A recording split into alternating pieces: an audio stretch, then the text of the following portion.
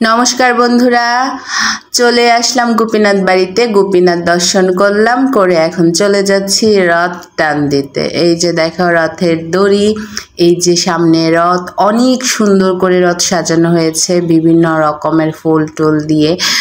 এই যে দেখো, তারপর দেখা গেছে মানুষজনেরও প্রচুর ভিড় হয়েছে। এবার আমার চোখে দেখা এবার অনেক অনেক অনেক অনেক ভিড় হয়েছে। এত ভিড় আমি মনে হয় আর কখনো দেখি নাই। যাই হোক, রথ উপলক্ষে আমি এখানে আসি আমাদের গোপীনাথ বাড়িতে। যদিও আমি এখানে থাকি না, তবুও আমি এখানে আসি। এই দেখো অসংখ্য মানুষ, মানে পিঁপড়া ধারানোর ব্যবস্থা নেই। যাই হোক, এখানে আবার রথের বলরাম, সুভদ্রা, গোপীনাথ উপবেশন করেছেন এবং রথটি স্বয়ং সম্পূর্ণ হয়েছে। আর কিছুক্ষণের মধ্যে রথের টান পড়বে।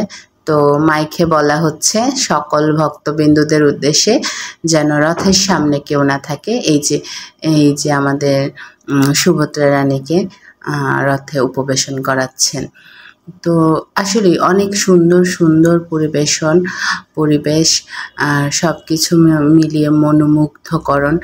আর রথে আসলে সত্যি দেহ মন প্রাণ পবিত্র হয়ে যায়। এই যে রথের টান হয়ে গেছে, রথ চলছে, পৌঁছে যাবে মাসির বাড়ি। আমরাও সাথে সাথে যাচ্ছি যতটুক যাওয়া যায়। এত ভিড় যে এখানে কি ভিডিও করব, ভিডিও করার কোনো পরিস্থিতি নাই। যাই হোক, যতটুকু পারলাম ততটুকুই তুলে ধরার চেষ্টা করেছি।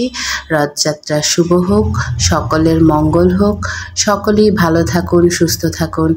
আগামী রথযাত্রার সবার জন্য শুভকামনা রইল। জয় গোপীনাথের জয়, জয় বলরামের জয়, জয় সুভদ্রার জয়, জয় রথযাত্রার জয়।